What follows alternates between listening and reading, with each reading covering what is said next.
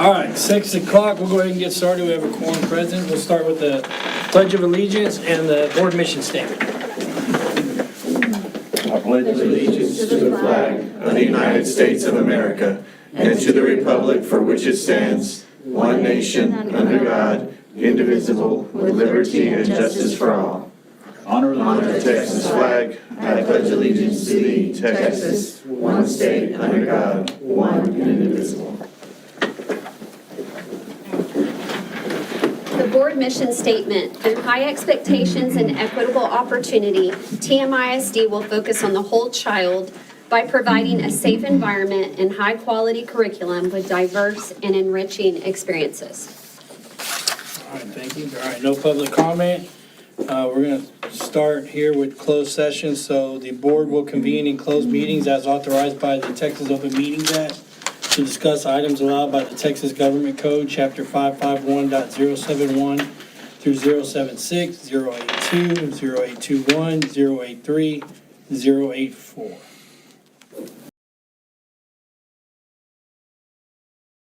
All right, 6:29, back from executive session. So moving forward, we're going to table item 1 and table item 2.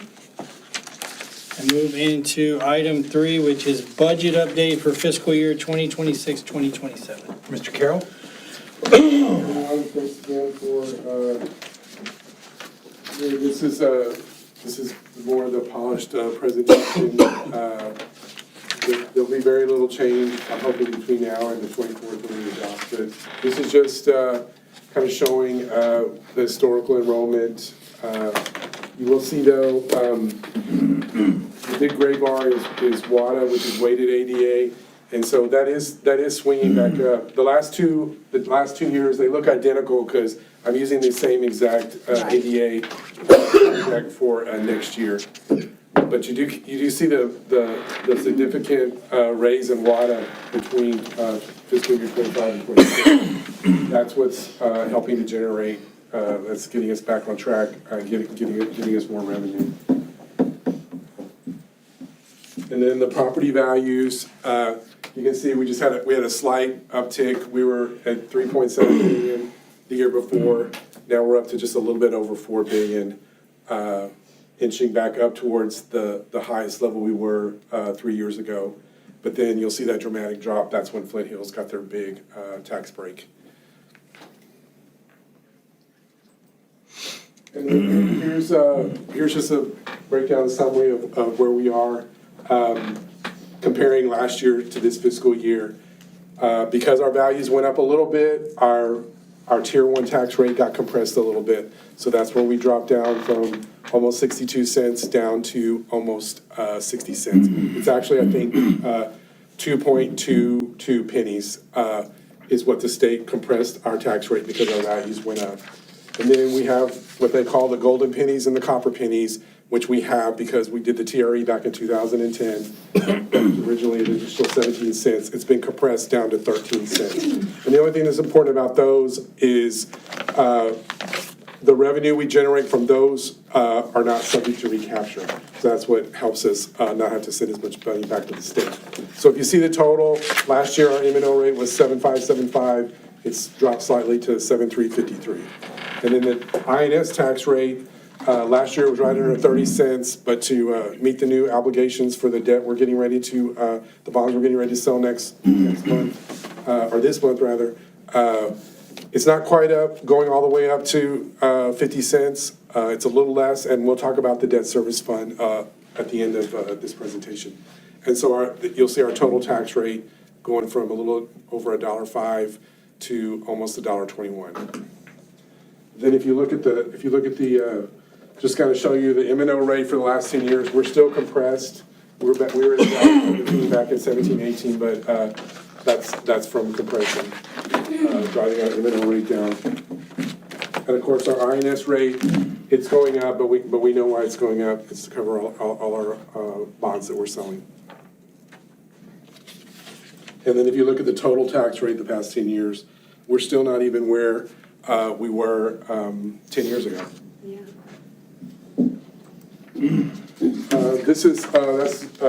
We're required to post for the when we adopt the budget and adopt the tax rate on the 24th, we're required to advertise in the paper 10 days in advance, so that will be in the Caller Times this Friday.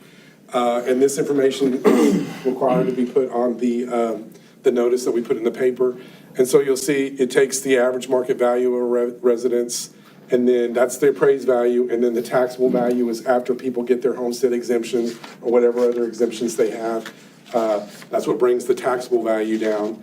And so you'll see the taxable value's gone up a little bit on the average residence, and then obviously our rate's gone up, so the taxes due on an average resident is going up $161.85. But that's kind of in line. I think when we were talking about the bond, if you take that number and divide it by 12, we're talking about it's a number one meal at Whataburger for the average residents. Obviously, if you're above average, it's 2 Whataburger meals, but that's really in line with what we said when we did the bond.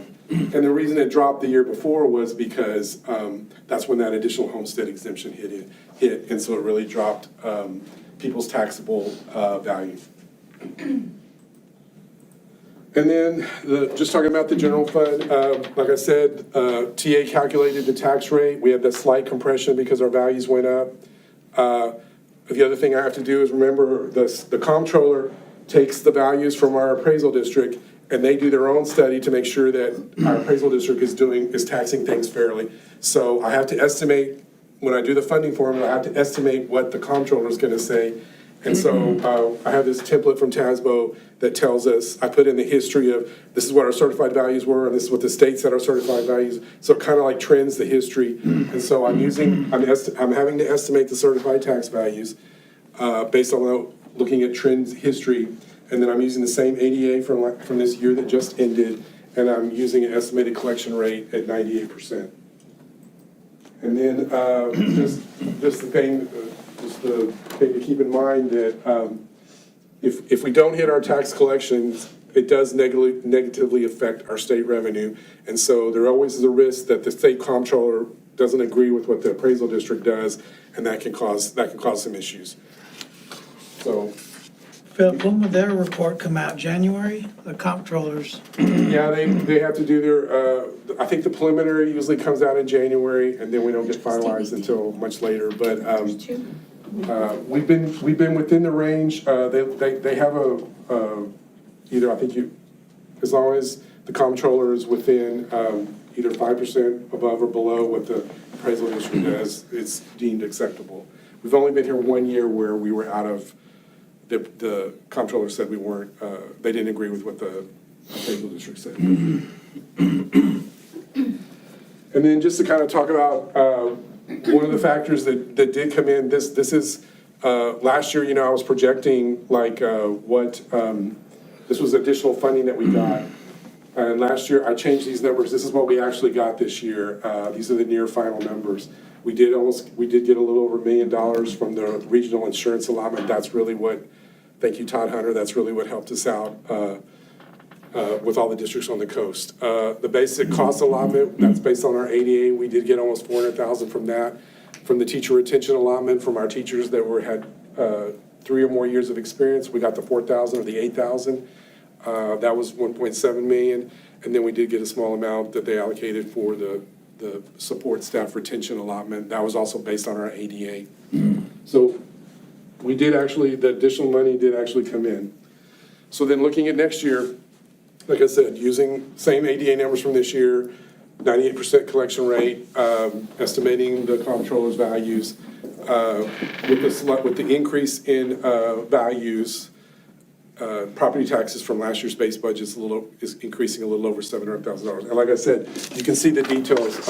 You have the handout here, so it shows the changes from the base budget to what we're going to propose for 26-27. And then one thing to keep in mind, 26-27, this is the last year that we're going to get the $100 per ADA from, used to be M&G, now it's CC Polymers.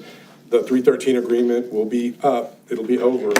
And so we're going to have to prepare for that loss of a little over $300,000 in 27-28.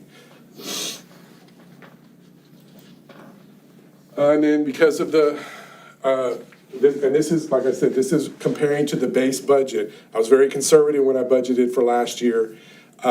So because of the increased funding that we are getting and with the increased WADA, I think it's with our CTE students, with our special ed students, our EB students, the funding that went up. Even though our total ADA went down a little bit, our funding went up from our base budget last year, about $1.6 million. So that's just increasing from last year's base budget to next year. And then our recapture went up a little bit, 23,000. If you look on, I think it's right now, total estimated recapture for next year is a little under 900,000. It's $868,000. That's what's projected for next year. And then TRS on behalf goes up, but remember, TRS behalf is just a accounting number. Revenue increases and expenditures increase by the same amount, so it doesn't really affect the bottom line.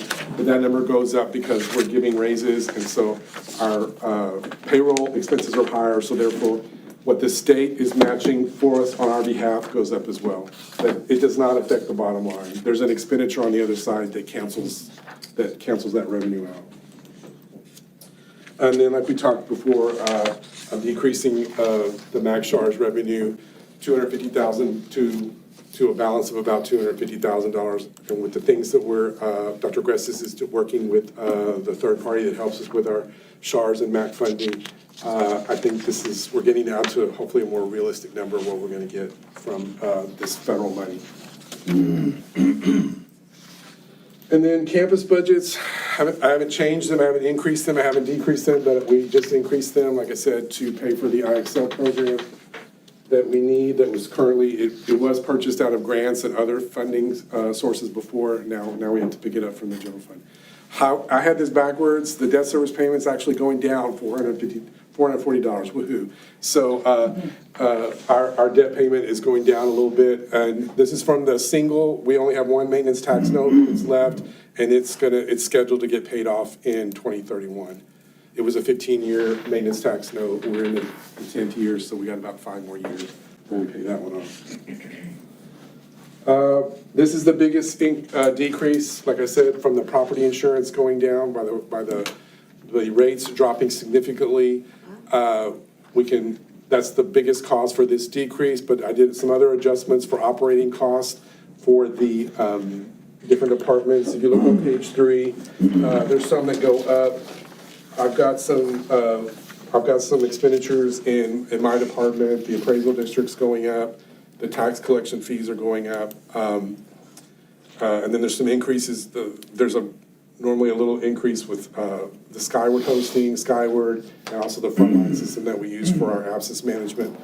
But it nets out with all the departments of a pretty significant decrease, a little over $300,000. And then payroll and benefit changes. This is where we talk about our raises. Teachers, the average increase is 1.82%. Starting pay is increased for certified teachers, increase to $56,000. That's a $1,500 increase from last year. The formula is 1% of midpoint, which for most steps, for the majority of steps, it's $1,001 that each step went up. And the cost of this, if you look at base, if we take what I budgeted for teachers last year and what the increase is, it's a little over $300,000. And just like we said, per what the state does with the teacher retention allotment, the teachers that are going from step 4 to step 5, they get a $4,000 raise because that guarantees that they're making $8,000 more than they would have made 2 years ago, which is why the state's going to keep giving us that either the $4,000 or the $8,000 until they change their funding. Philip, do you have that number? The teachers that had that jump? I think this year there's about, it's either 6 or 7 that made the jump from 4 to 5. So they'll get a $4,000 raise. So if they've been here the whole time, what they got when they were on step 4, they got a $4,000 raise last year. Now they're getting another $4,000 raise. So now they're getting their $8,000 if they were here 2 years ago. I believe it's either 6 or 7. I did count that. And then certified support, these are people that, these are like our diags, a lot of other people that are not administrators, directors or above. The average increase was a little over $1,100. Once again, it's 1.5% midpoint of the pay range, and this base increase cost a little over almost $118,000. And then for administration, this is directors and above, and all campus administrators.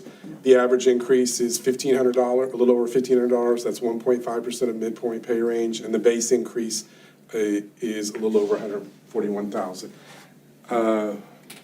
The average increase there was 1.63%, because we have different people on all different pay ranges.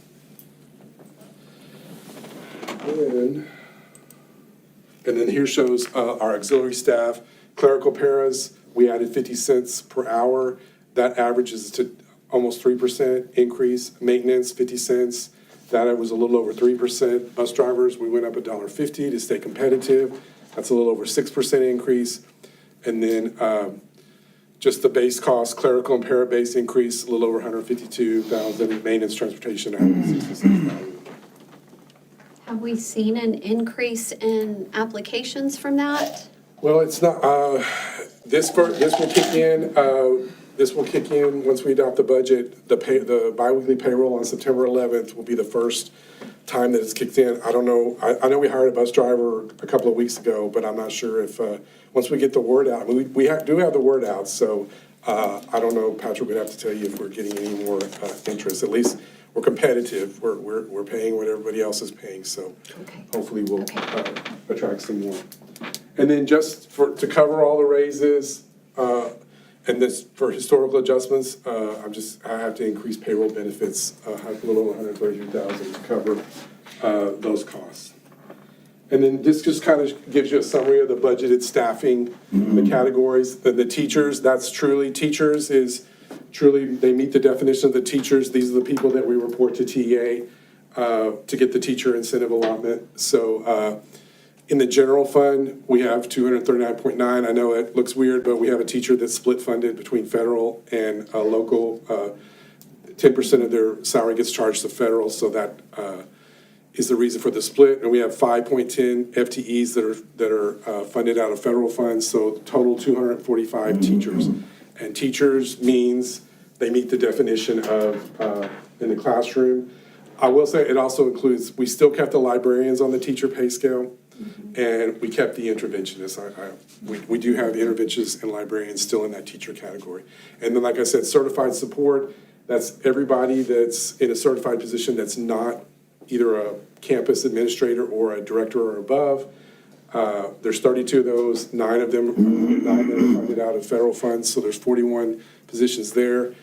Administrations, there's some weird breakout there because we have some people that are split funded between federal, but it's 27 positions in administration. Para and clerical, we've got 108.5. The 0.5 is my office. I have Julie in my office. She's a 0.5. She's a half-time person. And then we have Irene gets paid out of the food service fund. So we have 109.5 paras and clerical positions.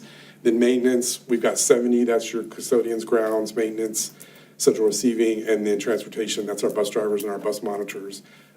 We got 31 budgeted for. So there's your grand total in the general fund. I'm budgeting for a little under 507 FTEs. We've got almost 17 FTEs paid out of federal funds for a grand total of 523.5 FTEs. This does not include subs. It doesn't include part-time TMPM or part-time swim program people. And then just a summary of the general fund. This is just totaling up the revenues by how I break them up, local revenues, state revenues, federal revenues, and then I break up the expenditures. You'll notice 79% of our budget is payroll and benefits, campus programs, and then department programs, and those are detailed on the pages. So pretty much page 1 is the revenue, page 2 is the campus programs, page 3 is the department programs, and page 4 is the payroll and benefits. And so you add it up, we're looking at a balanced budget, revenues equaling expenditures. Yeah, so great to see that. Yep. And so It's a lot of work. looking at estimated unencumbered general fund balance, I'm hoping it should be hopefully around $9 million. With the 26-27 budgeted expenditures, if you take that divided by 12, that our fund balance we have approximately 2.4 months of operating expenses. 3 is considered the optimal, but we're going in the right direction. Yes. Perfect. We're getting closer and closer. And then real quick, debt service fund. The total outstanding debt principal at this moment right now is $180 million. That's going to go up significantly when we sell the bonds this month, next week. Scheduled principal interest payments for out of next fiscal year, a little over $19 million. The INS rate, that was on my previous thing, a little over 47 cents. That's a 17.54 increase. The estimated fund balance in the debt service fund is still really healthy. It's just a little under $5 million. And we make a little money, but the reason why we're not going up all the way to 50 cents is because we are getting a little bit more money from the state, because we're getting some hold harmless money from the state because of the homestead exemption increase. So that's what it's enabling us to not have to go all the way up to almost 50 cents. And then when I'm estimating collections, I use the 98% collection rate. So just a summary of the debt service budget. We're going to budget a little under $19 million of property tax revenue. The other local sources, that's the investment income from that'll earn on that funds, and then we're getting $600,000 from the state to offset the homestead exemption. So there's our total revenue. There's our total debt service that we're projecting to pay. So I'm still showing a slight increase to the fund balance, a net surplus of $200,000 for a new estimated fund balance of right under $5 million. And if you look at our total expenditures, that's roughly 1/4 of our what we're going to start owing every year in that debt service. Our debt service payments are going to hover around that $19-20 million for the remainder when we sell the new bonds. And then just truth in taxation regulations. The state pretty much determines what our M&O rate is by their calculations and compression and things. But we still have to do these calculations for the comptroller, the voter-approved tax rate, and the no new revenue tax rate. And because of, currently it only affects the INS tax rate, and so I have to tell the county, these are our debt obligations, but they look at our collection history and they determine if we can, what rate we can use. They have to use, I think, the highest or they have to determine they look at our actual collections to make sure that we're not, I guess, overtaxing. Of course, if we wanted to increase the tier 2 tax rate, we'd have to have what they're calling a Vader, but we're not looking to do that now. And then we can always set a higher INS rate if we have a resolution, which we're not doing. But we have done that in the past. And then there's these other, like I said, there's these other calculations that the state comptroller makes us do, even though it doesn't consider the way TEA funds public schools or our actual collection rates. And because I think our truth in taxation numbers are coming in lower than what are coming in higher than what we are proposing, we're not going to have to have a lot of different specific language when we're adopting the tax rate, because we are within the comptroller's rules. We're still not assessing a tax rate that says is higher than what we're supposed to, even though we're controlled completely by TEA. And that's it. Any questions? I wish everybody understood what ADA was and how important it was for the kids to come to school, not just so that they can learn, but also so our teachers can get paid. I wish there was a way to verbalize that to every parent, like a flyer go out. Yes. And there's still some changing. There's going to be, this does pertain to the budget. They're changing the way they fund special ed. I'm just now kind of getting caught up on how that's going to work, but they're coming up with a way, and Dr. Chris was just talking to me about it today.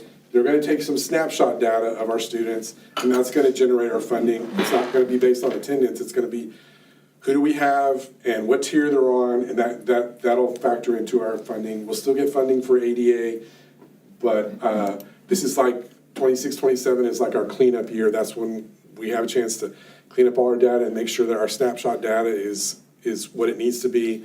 So then the full funding will start kicking in, I think you said in 27, 28. So it's very complicated, it's very complex. To answer your question, sir, she does have that you asked me about, that other district that called, that our East Bed program will tell us, kind of project. Do you have that figure? I already put in the request, and it's up to 10 days for that request to come through. Okay.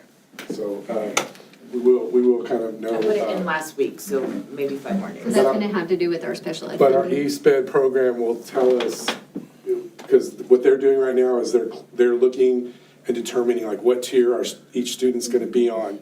And that, the tier that they're on determines what funding we'll get on that snapshot date, or 2 snapshot dates. What's And the this- second one? What's that? What's the second snapshot I date? think she said they're both in So October. they're both in October. One is for special education, and one is like the big snapshot for all of us. Yeah, I think the regular one is that last Last Friday in October. Special ed has another one at the beginning of October. Okay. That's So- not right before intercession, right? Yeah. Well, you know, it seems like the intercession always falls, so we usually use that Friday, That's we usually not use good that for Friday us. ahead. It doesn't change. Yeah, so intercession same starts data. off the 24th, so I think it would be that Friday before, right, the 24th. It'll be soon. Yeah, we don't like to go to school on Halloween. I can't imagine why. And so, when we convene on the 24th, we'll have the public hearing, it'll be almost virtually the same as this, and we will adopt the budget, and then we'll adopt the tax rate. And I apologize, I put those first 2 items on there because I thought, well, I can maybe get those things out of the way, but I didn't get a chance. But at the 24th, you will see my end-of-year budget amendments and that blanket thing that I ask y'all to approve every year. So I have a chance to have a little wiggle room on if I go over a function when I'm settling up at the end of the year. Awesome job. Great job. Good job. Thank you. That was update only, no board action. Next one here, we have discuss and consider second reading of TASB Policy Update 127. Mr. President, members of the board, this is an action item. We were supposed to take it on the 3rd, but we had a typo. I have not gotten any clarification requests from the trustees. There's a reason for that. These are pretty housekeeping, local updates. There's 9 of them, and this is the second reading, and with your action, it'll become policy. Any questions, conversation? All right. Mr. President, members of the board, it's the administration's recommendation that the board approve the second reading of TASB policy update as presented. All right, do you have a motion? I make a motion that we approve the TASB second reading update. All right, I'll second. second that. There's a second. All right, Paul Riaga votes yes, Leo Gonzalez. I vote yes. Mr. Rick Chapa, Yes. Brian Boone, Yes. Kim Boone, Yes. Marty Jimenez. Yes. 6-0. All right. Next one here is discuss and consider first reading of board FNCA dress code policy for the 2026-2027 school year.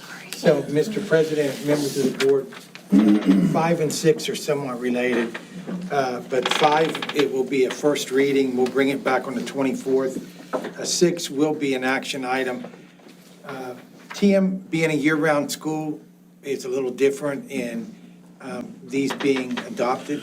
In traditional calendar schools, you do this before school, before students attend school. And it's just real hard for me to figure out, but we go until September 1 with the previous dress code and student code of conduct. So our C&I department is going to present these for your review. Good evening.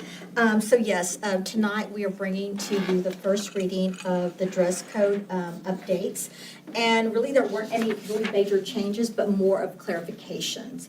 on some of our dress codes. So one of the first clarifications, we talked about pajama pants. And this was a discussion that was had with all of our admin. And we, as a group, it was recommended that pajama pants are not allowed. So, in case they have like a pajama day or for certain type of, extracurricular activities or just a day of dress up, that would be the only time that we would allow pajama pants. Another clarification, we talked about and discussed fake tattoos are not allowed.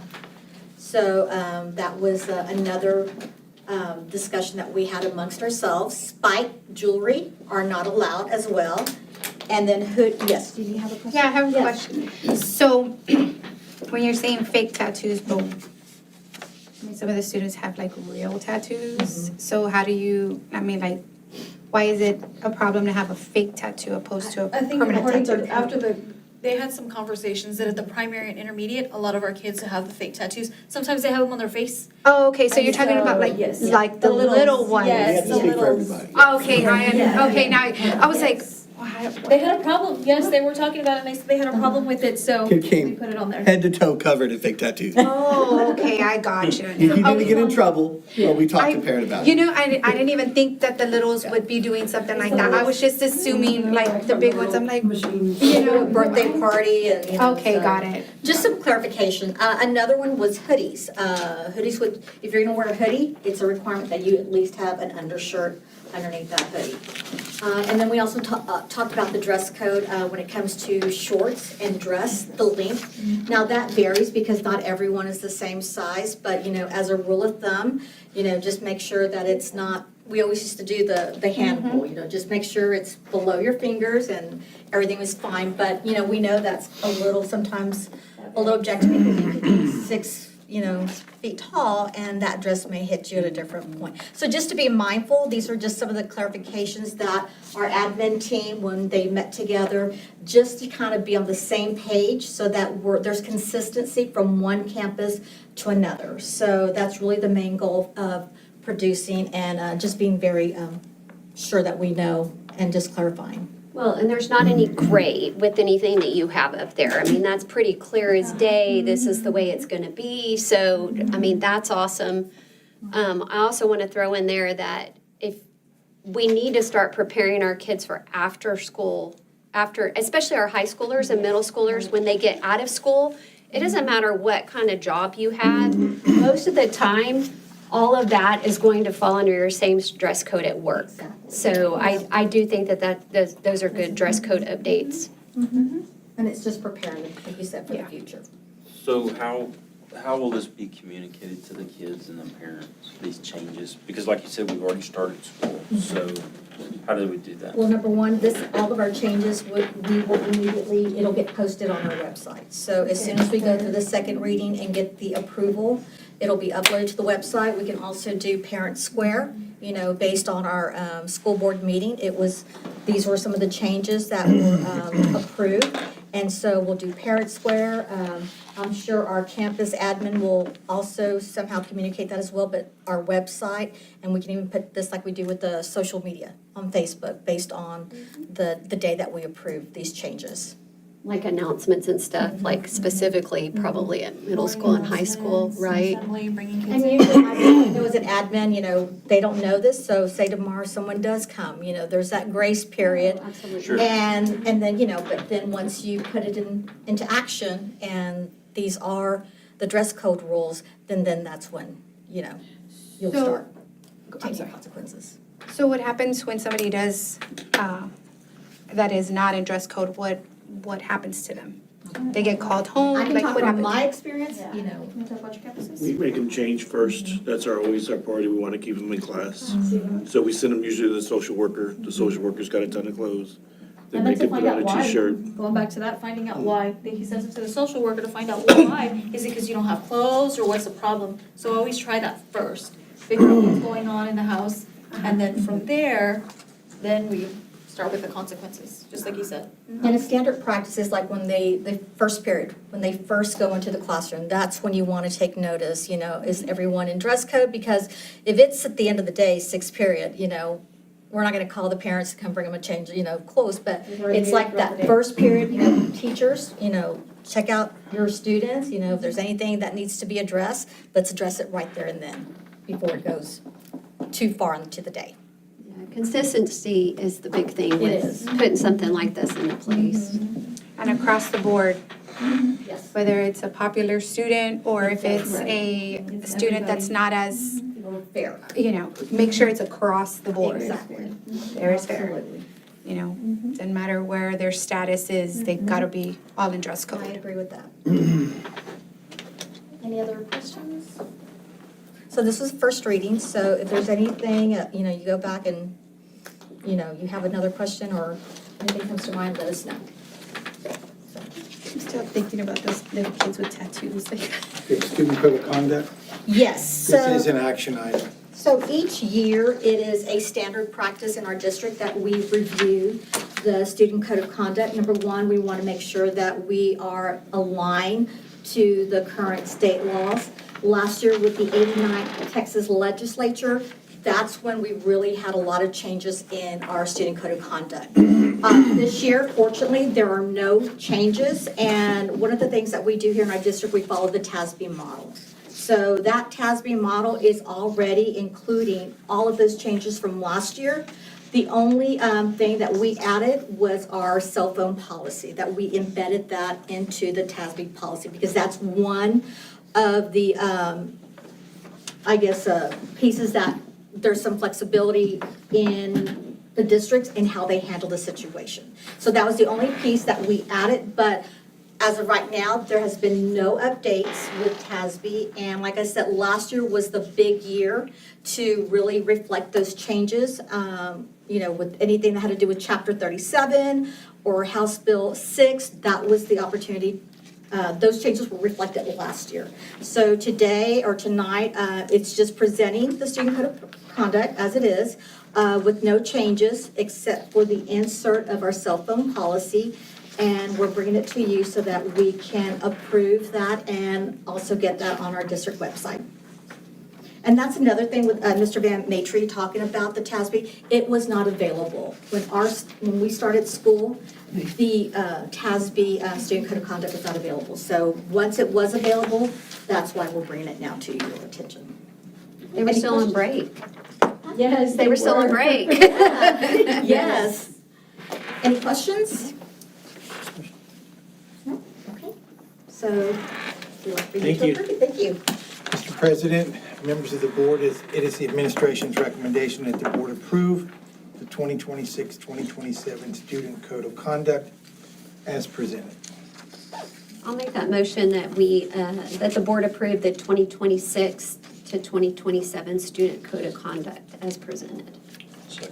All right, Mr. Chapa seconds, can't make a motion. Ariaga votes yes. Leo Gonzalez. I vote yes. Rick Chapa. Yes. Brian Boone. Yes. Kim Boone. Yes. Marty Jimenez. Yes. All right, so we've already done closed session, so we will. We're going to give you a week off. Yeah, We appreciate I need that. the overtime. Yeah. All right, future meetings is August 24, 2026, regular board meeting. Do we have a motion to adjourn?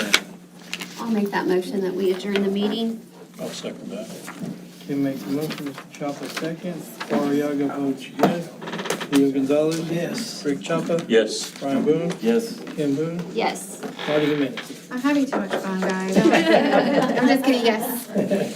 All right, 6-0. Great job, everybody. Thank Thank y'all. y'all. Thank y'all for all your hard work and all you do.